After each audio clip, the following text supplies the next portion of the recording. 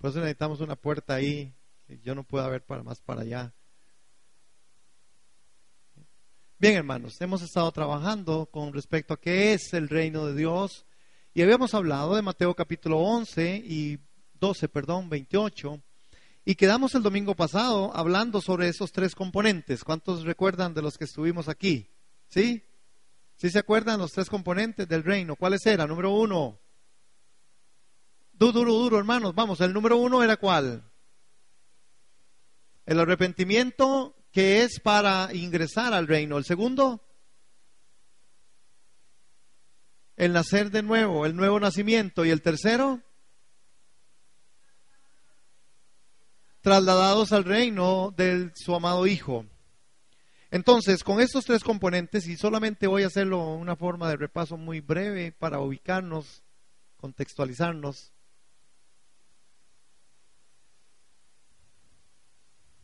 Los tres componentes: arrepentimiento por causa del reino, nacer de nuevo y el traslado del reino al reino de su amado Hijo. Estos tres componentes son los que verdaderamente se tienen que efectuar o se deben de efectuar para que yo logre entrar en medio de ese reino. No estamos hablando de una salvación hermosa y grandiosa que el Señor nos regaló.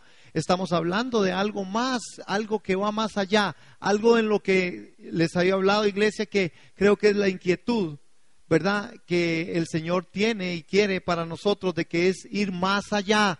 Necesitamos ir más allá, necesitamos dar otro paso. La fe es eso, la fe es convicción de poder ir más allá. Y el Señor está llamando como Rey de Reyes y Señor de Señores a su pueblo, a un pueblo de reyes, a un pueblo de sacerdotes, a un pueblo de gente santa que pronuncia y bendiga su nombre.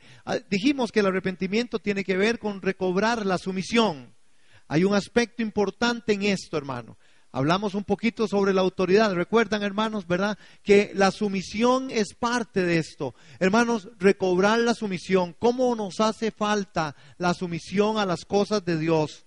¿Cómo nos hace falta la sumisión a todas estas áreas en las que aún naturalmente, hermanos, no sé si se ha dado cuenta cómo nos cuesta cuando andamos deprisa?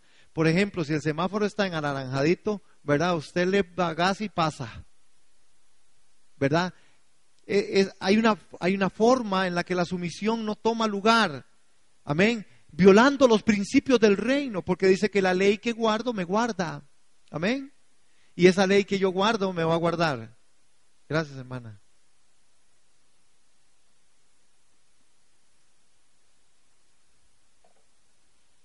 El que le da un vasito de agua a uno de estos más pequeños, de estos es el reino de los cielos, hermanos. Y entonces la sumisión tiene que ver con todos estos aspectos de la vivencia del creyente. Ese es el paso. Otra vez, recuerda que pusimos ahí al chino, hoy no está el ONU, pero no lo podemos poner, que estar en Cristo y que Cristo en mí, que siendo unos la expresión, esa expresión de Cristo debe ser necesaria, es importante, es necesario expresar a Cristo. Cuando expresamos a Cristo, expresamos el reino. Jesús dijo, si yo por el dedo de Dios echo fuera a los demonios, ciertamente el reino de los cielos ha llegado. Amén. Y de verdad que ha llegado. La sumisión, hermanos, en medio de los núcleos familiares, la sumisión en medio de la iglesia, la sumisión en medio de todas las cosas que nosotros hacemos, va a mostrar que nosotros somos hijos del reino. Ustedes conocen muchas personas y somos salvos por su gracia, pero hermanos, a veces el testimonio en sumisión es espantoso. Uno dice, no puede ser que esa persona sea creyente. Sinceramente, no porque uno quiera juzgar, ni porque uno conoce la intencionalidad del corazón, pero no hay sumisión, no hay confianza, no hay fe, y no hay una autoridad porque no estoy bajo esa autoridad. Entonces, con respecto a esto también compartimos un momento. Los que están llenos de Cristo están llenos de sumisión. Hermanos, esto es verdad, es la verdad absoluta. Solo Cristo en mí es sumisión. Si yo no dejo que Cristo en mí funcione, hermano, y aunque parezca trillado esto, aunque parezca que todo el tiempo lo escuchan, pero la vivencia tiene que empezar a darse. ¿Cuánto de Cristo sale en usted y sale en mí en medio de las situaciones? Es que aquí sí, aquí nos portamos bien, aquí somos especiales y lindos, pero en medio de la situación, en medio del trajín de la calle, en medio del trabajo, en medio de lo que estamos viviendo y haciendo, ahí es donde tenemos que razonar de verdad, cuánto es el aspecto este. El segundo componente era nacer de nuevo. Fuimos muy específicos, muy claros con respecto a esa parte del nacer de nuevo, que el nacer de nuevo no tenía nada que ver, o no solamente es un asunto de entrar en una salvación, tiene que ver con una vida. Dice que es por el Espíritu, que nosotros nacimos por medio del Espíritu, y que, ¿se acuerdan de qué más dijimos? ¿Por qué hemos nacido de nuevo? Porque Él había resucitado. Eran los componentes, hermanos, que estaban ahí en medio de nosotros. Entonces, nosotros tenemos que entender este tercer componente, que es que Él nos trasladó del reino de su Hijo amado. Y hablamos de Juan 14, 6, ¿verdad? ¿Qué es lo que verdaderamente nos hace un hijo del reino? Cuando Juan, en el capítulo 14, y me acompañan por favor ahí, en Juan 14, en el verso, 1 al 6, vamos a ir a Juan 14, versos del 1 al 6, se lo leo a ustedes en Nueva Traducción Viviente. Dice, no dejen que el corazón se les llene de angustia, confíen en Dios y confíen también en mí. En el hogar de mi Padre hay lugar más que suficiente. Si no fuera así, ¿acaso les habría dicho que voy a prepararles lugar? Cuando todo esté listo, volveré para llevarlos, para que siempre estén conmigo donde yo estoy. ¿Ustedes conocen el camino que lleva a donde voy? No, Señor, no lo conocemos, dijo Tomás. No tenemos ni idea de a dónde vas. ¿Cómo vamos a conocer el camino? Jesús le contestó, yo soy el camino, yo soy la verdad, yo soy la vida. Nadie puede ir al Padre si no es por mí, por medio de mí. Jesús tiene una respuesta de lo que verdaderamente implica ser trasladados al reino de su amado Hijo. En una frase corta, concisa y precisa, yo soy el camino. Sin el camino usted no puede ir a ningún lado. Sin la vida usted no tendrá crecimiento.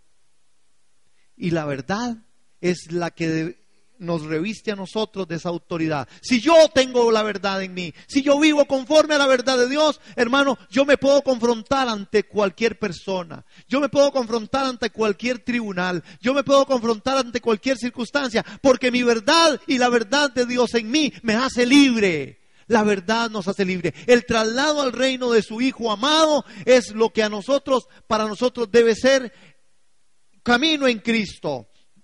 Vivo la verdad de Dios. La vida de Cristo en mí es una verdad. Yo como del árbol de la vida. Yo como de la simiente santa. Y entonces tengo vida y vida en abundancia. Nos trasladó al reino de su amado Hijo. No nos está trasladando a un aspecto de salvación, hermano. Nos está trasladando al reino. ¿Pueden verlo? Yo quiero ser muy enfático. Está bien, somos salvos. ¿Cuántos somos salvos aquí? Amén, amén, amén. Amén y más amén. Sí, somos salvos por su gracia, su misericordia y el favor inmerecido. Somos salvos. Gracias, Señor, por una salvación tan grande. Pero el Señor quiere decirnos que no solamente ese aspecto de la salvación tiene que ser esta realidad, sino que Él nos trasladó a un reino. Y cuando habla de trasladar al reino, está hablando de que está potenciando en nosotros un estilo de vida totalmente distinto, totalmente diferente. Totalmente, hermano. Porque aún usted y yo, con la salvación, no trasladados al reino de su Hijo, nosotros empezamos a encontrar que queremos vivir por nosotros mismos, hacer las cosas como nosotros creemos. Pero si yo estoy trasladado al reino de su Hijo, estoy bajo la autoridad del Rey. Estoy bajo la autoridad del Rey de Reyes y del Señor de los Señores. Estoy bajo esa autoridad. Entonces tendré autoridad para reprender a los demonios. Tendré autoridad para proclamar el Evangelio de Jesús. Tendré la autoridad para ser un hijo del reino conforme al corazón del Rey. Porque ustedes saben que como súbditos caminamos en ese camino, en el camino del corazón y del propósito eterno que el Rey se trazó. Amén. ¿Cuál es el propósito eterno de Dios?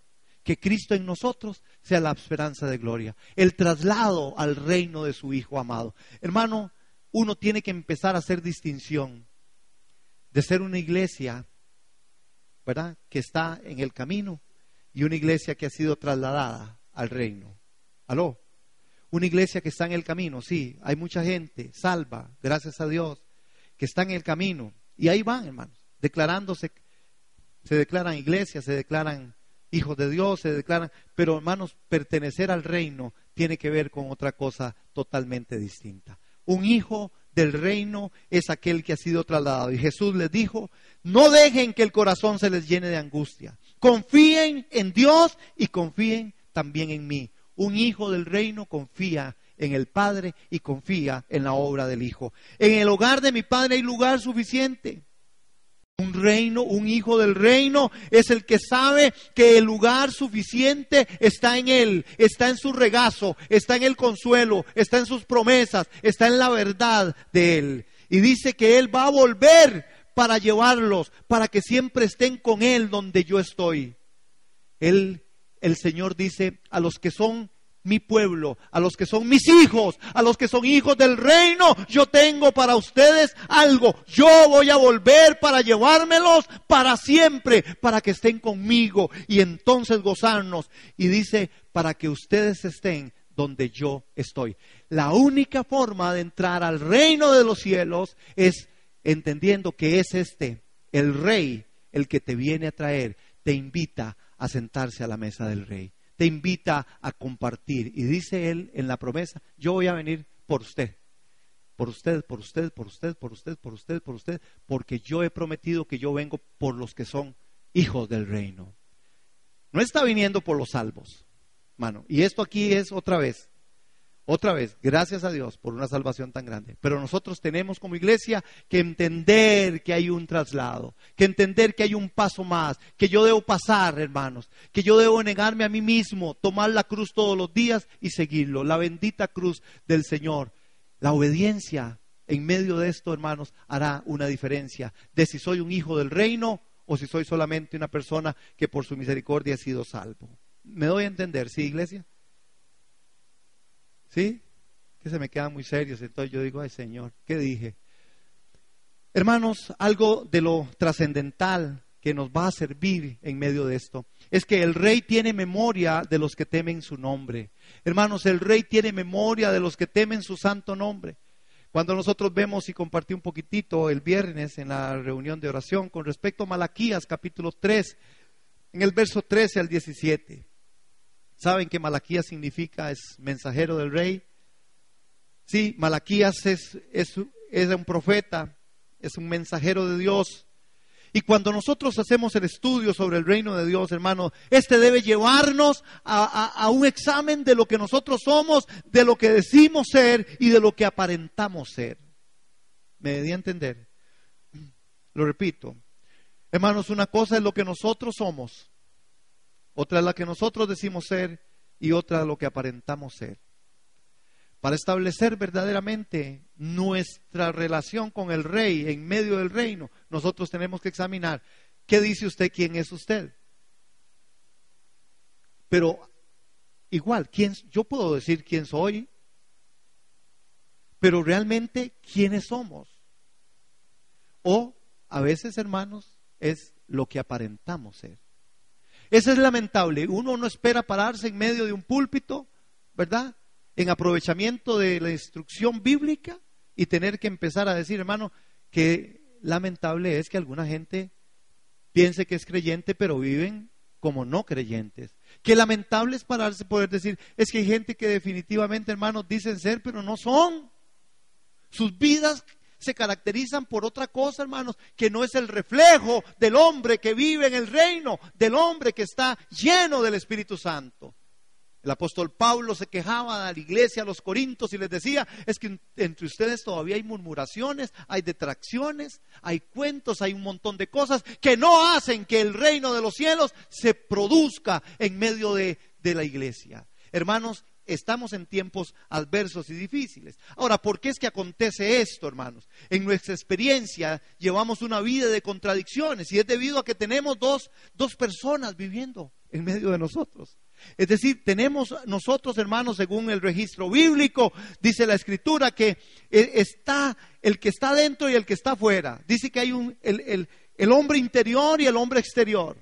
Por eso somos muy complejos, porque el hombre interior es aquel, hermanos, que de verdad va renovándose día a día, mas este exterior tiene que empezar a desaparecer, porque la única forma de que aparezca ese hombre interior es que yo me quite, es que yo solamente sea un vaso, y que todo lo que se produzca de vida nazca de aquel que está en mí, que es el Cristo de la gloria. Entonces, dentro del propósito del Rey es que Cristo se mezcle con nosotros para hacer nuestra vida, nuestra naturaleza, a fin de que los dos, Cristo y nosotros, hermanos, lleguemos a ser uno, y este uno es la mezcla de estos dos. El hombre interior, dice el apóstol Pablo, debe renovarse todos los días. Dice, y aunque su cuerpo externo se esté desgastando, pero el hombre interior está fuerte. ¿Cómo vivimos nosotros en el hombre interno, hermano? Estamos dando lugar a Dios, estamos dando lugar a su Santo Espíritu. Yo creo que sí. Hoy tuvimos una gran muestra en medio de la alabanza y la adoración, en medio de lo que hemos hecho. Hermanos, en medio de lo que ustedes han hecho hoy dieron conforme, porque la guía del Espíritu Santo está ahí. No es por un aspecto religioso, es un aspecto de amor a Dios, es un aspecto de querer de que Dios sea en medio de nosotros. Un examen de lo que nosotros somos, una vida que debe ser quebrantada, hermanos. Pablo expone en el camino al reino estos aspectos, hermanos. Miren que Pablo expone de forma muy especial en la guía del Espíritu, en 1 Corintios capítulo 2 y en el verso 2. Encuentra Pablo que ahí está el camino del reino. Hermanos, interesantemente, el apóstol Pablo, un gran adorador. Ese es un buen título para un buen tema, ¿sí? ¿Cuándo han predicado de Pablo como un gran adorador? Pensaban que Pablo solo era el apóstol que iba a hacer misiones. No, Pablo es un gran adorador. Y por ser un gran adorador, podría ser un gran misionero. Por ser un gran adorador, usted podría ser un gran profeta, un gran apóstol, un gran evangelista, un gran maestro, un gran pastor. Amén. Amén. Ya ven por qué yo la lucho aquí para que me dejen cantar. ¿Qué dice 1 Corintios capítulo 2, verso 2? Dice así el apóstol Pablo, dice que él, voy a parafrasearlo, me propuse no saber nada entre ustedes, o entre ustedes cosa alguna, sino a Jesucristo y a este crucificado. Parece que Pablo, hermanos, expone que el camino al reino tiene que ver con una propuesta. Me propuse no saber entre ustedes cosa alguna, sino que se propuso que a Jesucristo y a este crucificado.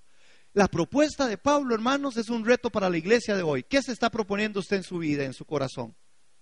¿Cuál es la propuesta? Pablo se propuso no saber nada en medio de esta iglesia, sino se propuso a que de verdad Cristo y este fueran crucificados.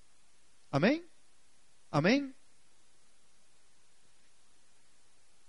Pregúntele a su vecino, dígale a su hermano que está al lado. ¿Usted se ha propuesto solo ver a Cristo y a este crucificado? Dígale. ¿Cuál es su propuesta? ¿Cuál es tu propuesta? ¿Cuál es mi propuesta? Pablo se propuso encontrar el camino, y el camino del reino es encontrar, hermanos, que no quería saber entre la gente nada, ni cosa alguna, sino a Jesucristo y a este crucificado. Ese es el camino de los hijos del reino. Ese es el camino, hermanos. El examen de lo que nosotros somos es una vida que debe ser quebrantada. El apóstol Pablo, hermanos, empezó a caminar en los caminos de Dios, y Dios le dijo cuando fue hallado, y le dijo: Pablo, dura cosas darte coces contra el aguijón. El apóstol Pablo ora para que el Señor sane su cuerpo, y el Señor le dice: Pablo, bástate mi gracia, no le voy a curar nada.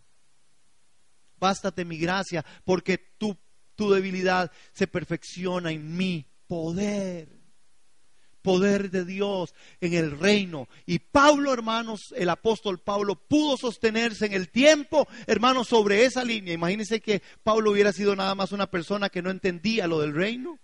Se aparta del camino, porque si el Señor no me sana, mejor me voy. Aló. Si el Señor no me hace el favorcito, mejor para que estoy ahí. Ustedes y yo oímos comentarios de gente que dice: ¿cómo es posible que Dios no quiera ayudarme? ¿Cómo es que Dios no cambie esta situación? Hermanos, Dios no está en el tema ese. Dios está para que su Hijo sea glorificado. el Hijo está llevando gloria al Padre, el Hijo no está para sanar, está llevando gloria al Padre, y dentro de la gloria del Padre, la sanidad divina ocurre. Y entre medio llevar la gloria a Dios, hermanos, los espacios de los milagros ocurren, hermanos, de mil maneras. Yo soy testigo de eso. Yo soy un milagro del Señor. Y siempre le pido porque me sane, porque yo quiero el milagro. El punto no está en pedirlo, el asunto está en qué pasa cuando la respuesta de Dios viene y usted se molesta y usted se enoja y usted se disgusta y usted se va de Dios y se va de la iglesia porque no ocurrió. Es porque definitivamente hay algo que en la vida, ahí en ese examen, usted debe ser quebrantado, esa parte del yo. El yo es el que está afuera, el ser interior es el mí, Cristo en mí. El mí está dentro, el yo está afuera, Cristo en mí. Ya no vivo yo, dice Pablo, ahora vive Cristo en mí. Amén. Y cuando el mí trabaja y el mí funciona, cuando Cristo en mí funciona, hermano, con gozo acepto las cosas de la vida. Con gozo acepto, hermanos, el trato y el trabajo del Señor. Amén. Amén. Hubo un hombre hace muchos años, en los 800, 1800, un gran predicador. Hermano, este hombre predicó por muchos lugares. Y él tenía una parte que era interesante, porque una vez cuenta esta historia de este hombre, se me olvidó el nombre, muy reconocido. No, otro. Casi, hermana, estamos por ahí, vamos, sí se puede, sí se pudo, sí se puede. ¿Cómo era el grito? Vive, dijo Hinchera, sí se puede. No. Uno de estos hombres, no. Carlos Spurgeon, no. Gerardo Herrera, no. El asunto es que este hombre estaba predicando y dice que en una de sus predicaciones en una plaza pública llegó su mujer y su mujer le recriminó y le dijo: ¿qué estás haciendo ahí? ¿Usted cree que yo tengo tiempo para estar calentándote solo la comida? Lo expuso muy feo, de una forma muy fea. Y cuando esta mujer se salió y se fue, ¿verdad? Una mujer no nacida de nuevo, una mujer no salva, siendo uno de los grandes predicadores del tiempo, hermanos. Y cuando le preguntaron qué es lo que había pasado o qué era, y él dijo: gracias a Dios que ella no se ha convertido, porque eso es lo que a mí me ha sostenido. Cuando nosotros vemos también ahí en el libro de Malaquías, una vida de contradicciones se debe a que tenemos dos personas, ¿verdad? Que ya vimos esto. Una que está dentro y la otra está afuera. El propósito del Rey es que Cristo se mezcle con nosotros y llegar a ser uno. Amén. Ese es el gran propósito del Rey. Cuando hablamos de Malaquías capítulo 3 y verso 13 al 15, y vamos a ir ahí, la pregunta es: ¿vale la pena mantener la relación con Dios? ¿Adorarle, temerle y obedecerle? Hermanos, la violencia contra Dios.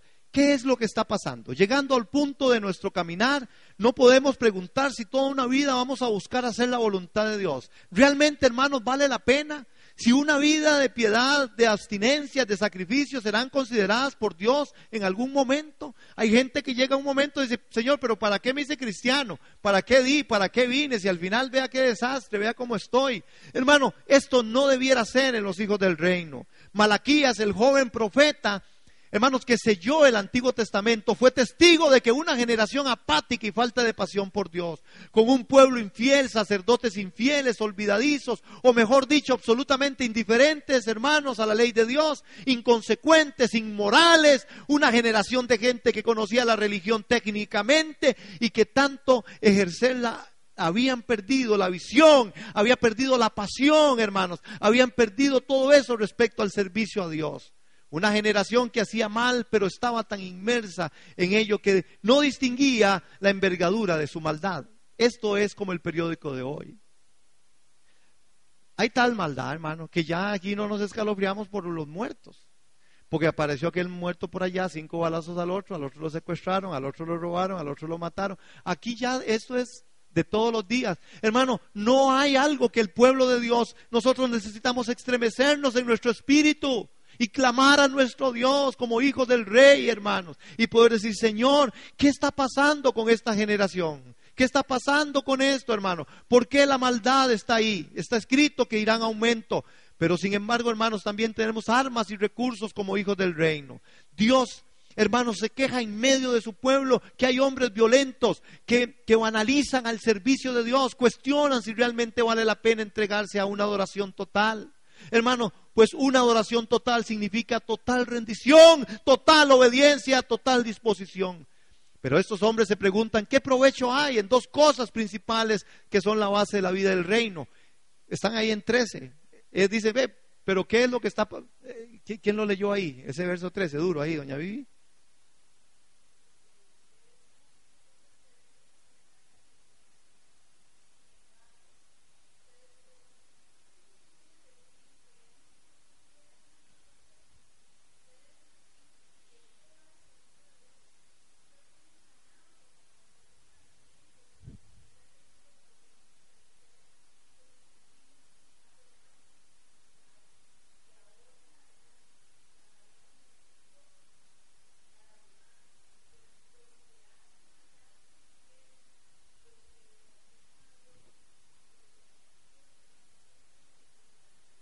Ese es el punto. Y Dios está ahí diciendo, ¿cómo es que ustedes me están diciendo a mí esas cosas?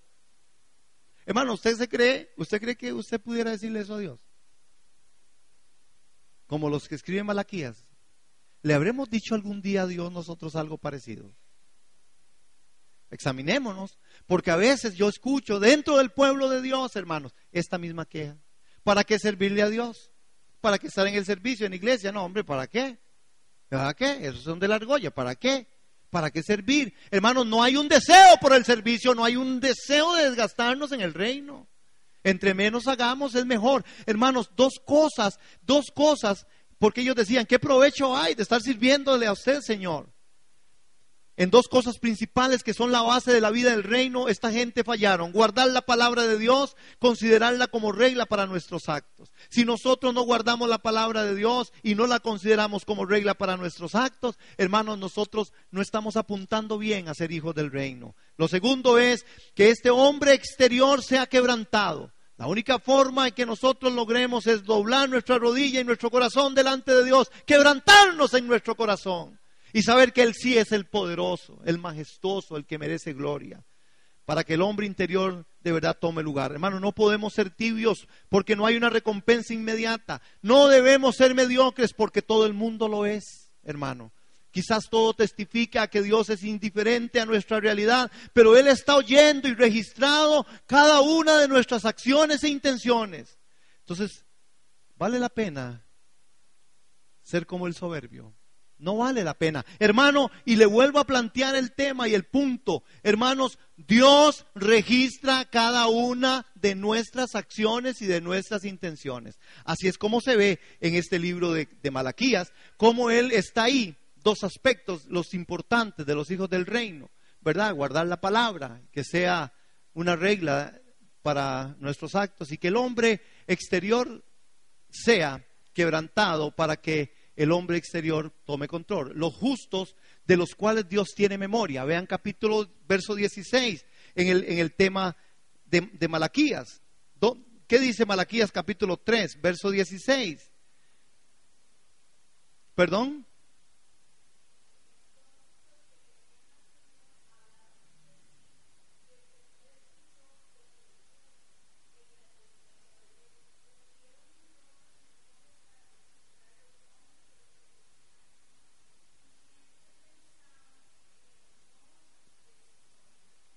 Hermanos, los justos de los cuales Dios tiene memoria, dice, Dios oye, y como un ejemplo de su omnisciencia y omnipaciencia y omnipoder de Dios, registra en el libro de la memoria los actos de los buenos.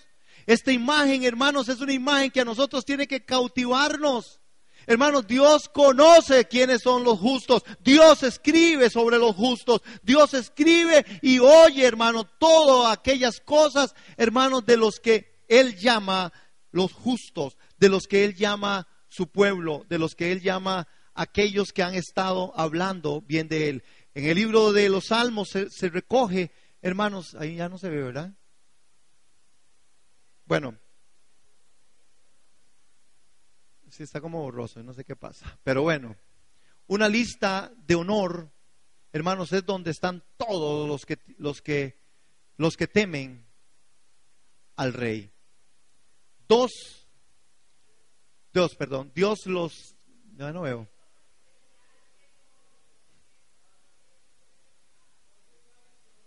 No, es que está borrosísimo eso. Algo pasó ahí con esa cosa. De aquí no. Créamelo. Y no me puedo mover por la cámara. Ok.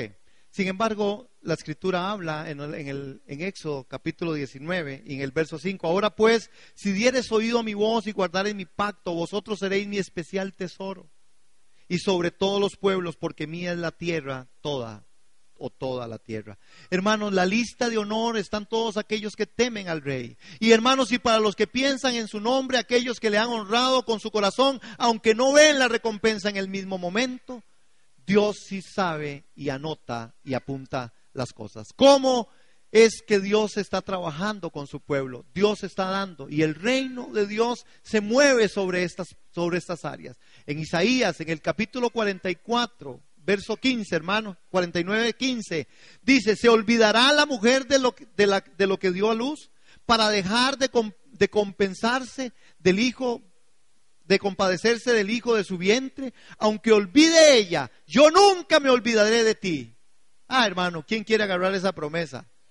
El Rey no olvida al remanente fiel. Hermanos, el Rey no se está olvidando de su circunstancia. El Rey no se está olvidando de su situación familiar. El Rey no se ha olvidado de aquellos que aman su nombre, porque Él es un Dios totalmente poderoso. Él es un Dios que de verdad toma en cuenta las cosas que tienen que ser tomadas en cuenta. Hay cosas en que el mismo Dios nunca olvidará. No olvidará al remanente fiel que con cual tristezas y con situaciones adversas, hermanos, no lo va a olvidar. Ellos son honorables para Dios. Ellos están en el libro de su memoria. Ellos serán honrados. Ellos verán la diferencia entre el malo y el justo desde una forma de bendición, porque Dios no se ha olvidado. Inclusive dice la Escritura que Él va a bendecirlos, les llamará especial tesoro, les llamará pueblo santo. Pero tenemos que ser parte del reino. Estas promesas son para los hijos del Rey, y en su poder Él nos va a levantar. En el poder de su Espíritu, Él va a hacer que las cosas trasciendan de una forma distinta. El Rey no nos va a olvidar, hermanos, pero necesitamos estar bajo esa cobertura del reino. Amén, amén. Voy a terminar con un canto y poder cerrar esta mañana. Y que ustedes y yo reflexionemos en lo siguiente. Hermano, no te desalientes si no ves tu recompensa en este momento. Hermano, no te desanimes. No te sientas tentado a retroceder por causa de la prosperidad de los malos y las aflicciones de los justos. Hermanos, Dios te tiene en el libro de su memoria. Tiene para ti bendiciones que a su tiempo se manifestarán y se harán evidentes de que eres un justo de Dios. No es en vano amarle, no es en vano servirle, no es en vano honrarle, no es en vano, hermano. Él te ama y viene registrada una lista de honor como la que él como llevaba el rey Artajerjes. Artajerjes, ¿recuerdan a este hombre Mardoqueo en el libro de Esther en el capítulo 6? El rey sabía y habló de Mardoqueo, y cuando querían matar a Mardoqueo, el rey salió y les dijo: un momento, ustedes no saben quién es ese es Mardoqueo, es un hombre justo, ese hombre es un hombre judío, a ese hombre se respeta, porque en la lista del rey estaba anotado. El Señor está con usted. Usted es el remanente de Dios. Él no va a dejarte, aunque no veamos nada.